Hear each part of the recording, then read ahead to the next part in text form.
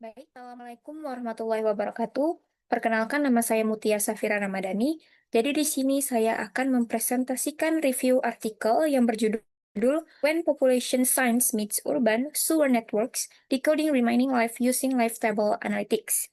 Yang dimana artikel ini diterbitkan di jurnal Water Research X pada tahun 2026.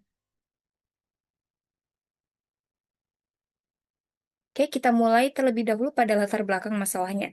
Di mana di sini sistem pipa saluran pembuangan di kota-kota besar itu sudah menghadapi krisis penuaan yang parah, di mana banyak pipa yang ditanam sejak awal abad ke-19 atau awal abad ke-20 yang sekarang sudah lewat dari target tanggalnya, dari target awal tanamnya. Nah, sebagai gambaran, pada American Ship, American Association Civil Engineers, di situ memperkirakan butuh dana sekitar 271 miliar dolar hanya untuk memperbaiki sistem sistem pipa mereka. Nah, beban ini semakin berat karena di tahun 2050 itu diproyeksikan ada 6,4 miliar manusia yang tinggal di daerah perkotaan. Selain itu juga metode yang digunakan itu sangat rumit, di mana data yang dibutuhkan itu sangat detail dan kompleks, sehingga kota-kota kecil atau yang anggarannya terbatas bakal kesulitan untuk menerapkannya. Selanjutnya adalah slide tujuan. Nah, di mana di sini berangkat dari masalah tadi, eh, artikel ini memberikan solusi, yaitu dia memperkenalkan kerangka life table statistik untuk menilai sisa umur. Nah, jadi pendekatan ini membuat atau menganggap pipa itu sebagai populasi manusia yang mengalami penuaan atau yang bisa mati atau alias bisa dibilang pipa rusak. Nah, keunggulannya itu simple, hanya butuh dua input, yaitu usia saat ini sama faktor dominannya.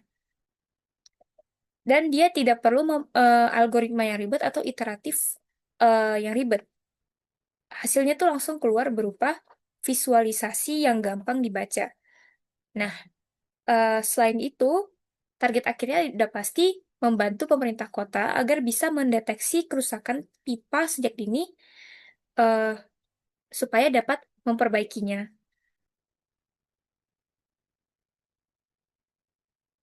Nah, selanjutnya ada novelty atau kebaruan dari penelitian ini, yaitu pada modelnya, di mana model lama ini kan masih menggunakan parameter yang sangat banyak dan dia bikin susah dipahami. Dipangkas menjadi dua input, usia dan juga faktor. Nah, selain itu, eh, statistiknya juga tetap terjaga karena kita pakai Wilcoxon sign rank yang dikoreksi dengan metode Boveroni. Selain itu, model ini dipadukan dengan sistem informasi geografis atau GIS, yang dimana tingkat risiko pipanya itu bisa langsung kelihatan di peta. Dan juga model fitur self-updating, di mana dia bisa memperbarui datanya sendiri secara otomatis setiap ada data baru yang masuk. Jadi, sistem kebijakannya itu dinamis.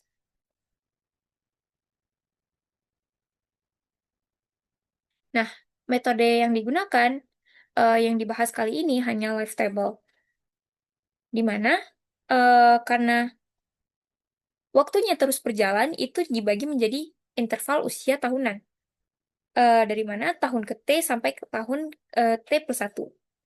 Variabel T ini untuk menghitung, variabel LT ini dia untuk menghitung berapa banyak pipa yang masih bertahan di usia tertentu.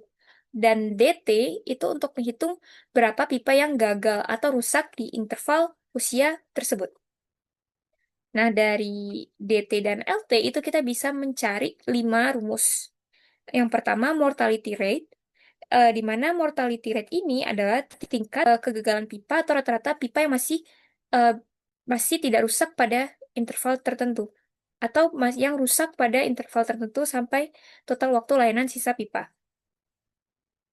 Nah, dari mortality rate itu kita bisa mendapatkan expected remaining life atau sisa umur yang bisa diharapkan dari pipa itu. Dan juga dari dapat expected remaining life, kita dapat juga ekspektasi atau ekspektasi umur pipa dari awal dipasang sampai rusak. Nah, lalu di sini juga ada rata-rata pipa bertahan dengan rumus yang ini. Lalu ada juga total waktu layanan tersisa.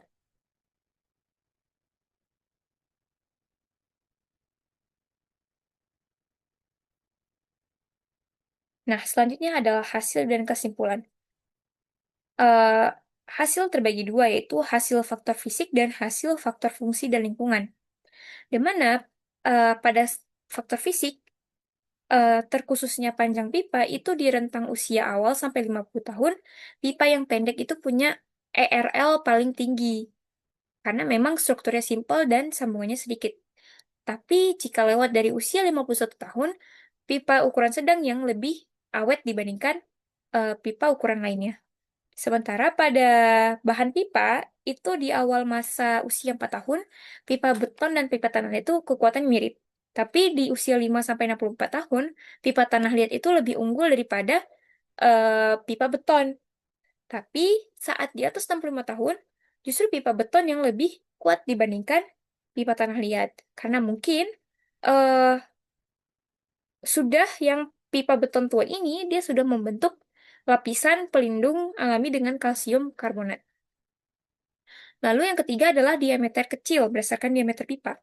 Di mana di sini diameter kecil lah yang paling kuat sampai usia 62 tahun. Nah, setelah itu baru dia melewati usia kritis atau penuaan. Dan langsung drop paling drastis dibandingkan yang ukuran diameter lainnya. Nah, lalu selanjutnya ada hasil berdasarkan faktor fungsi dan lingkungan.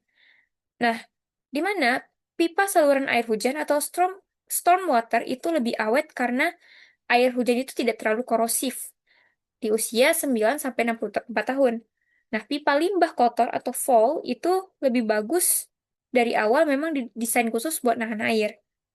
Tapi setelah usia 65 tahun, pipa air hujan atau storm water dia lebih unggul dibandingkan pipa fall. Karena pipa fall itu dia sudah menumpuk akibat-akibat dari zat kimia yang ada. Lalu untuk yang lingkungan, pipa yang ditanam di kawasan pemukiman itu punya sisa umur paling panjang. Sementara yang di kawasan industri itu langsung masuk fase kritis setelah usia 21 tahun karena sering kena buangan zat korosif. Nah, ada juga faktor luar seperti suhu dan kelembaban dan juga beban lalu lintas yang di atasnya itu juga terbukti ikut andil yang memengaruhi pipa-pipa di usia tertentu. Nah, dari semua analisis tadi, penelitian ini berhasil membuat sistem pengelompokan risiko berdasarkan 4 level. Aman, risiko rendah, sedang, dan tinggi. Nah, level-level ini langsung dipetakan menggunakan GIS pada kota Hong Kong. Penelitian ini berada di kota Hong Kong. Kesimpulannya, penelitian ini sukses membuktikan bahwa teori life table itu bisa digunakan tidak hanya pada populasi manusia, tetapi juga bisa pada benda mati, seperti 148.389 segmen pipa di Hong Kong.